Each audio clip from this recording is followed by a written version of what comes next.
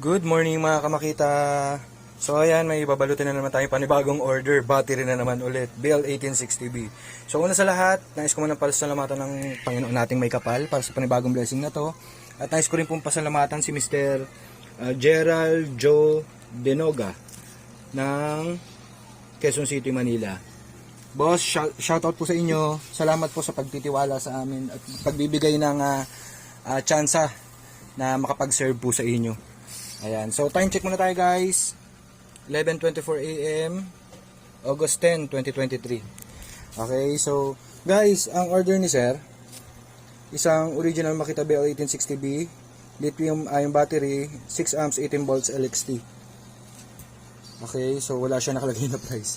Anyway, ito po yung actual item ni boss. Ayan, naka-indicate po Makita BL1860B, 18 volts, 6 amps. Ayan, at kung mapapansin nyo guys, makinis na makinis ang item natin, walang scratches, walang dents. So indication po yan 100% brand new ang item natin. Aside dyan, makikita nyo naman po sa label sticker at saka sa mga icons, 100% legit at authentic at original po ang battery natin. Ayan, so meron din po siyang star icon dito. Ayan po. So guys, for reference lang no, ang serial number ng battery ni Bossing, ang serial number niya is Bravo 52504. I repeat, serial number Bravo 52504. Okay? So, ayan. Testing natin siya, guys. Testing. Ayan. Kung mapapansin nyo po, nag-lit up yung 4 bars. Indication po yan na full charge siya.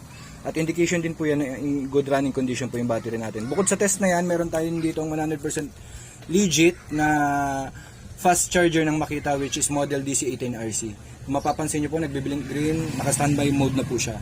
Saksak po natin ang battery, lilipat po yan sa steady red, okay?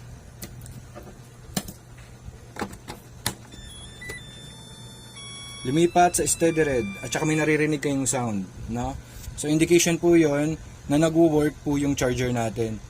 Okay, 100% indication din yan, in good working condition ang ating charger at ang ating battery kasi nagko-communicate sila. However, full charge na po ito.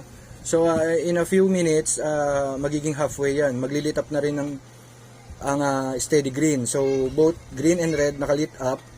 And then mga ilang minutes, mawawala yung red, mapapalitan ng steady red, steady green. That means full charge na po yung ating battery. Although, yun nga po, tulad ng sinabi ko kanina, full charge na siya. Okay? So yan guys, pinapakita ko lang po na 100% in good running condition po yung battery natin. Okay? So sige guys, balit na natin siya guys ha. Tanggalin ko muna. Ayan, medyo mahirap eh.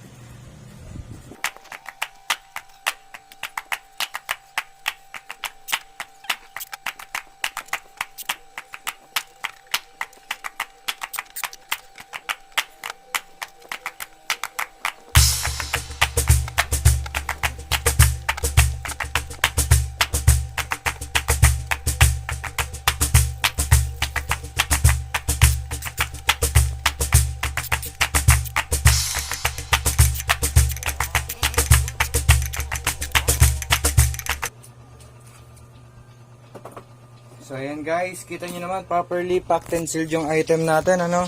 Naka bubble wrap, naka box, naka cling wrap, may fragile tape pa.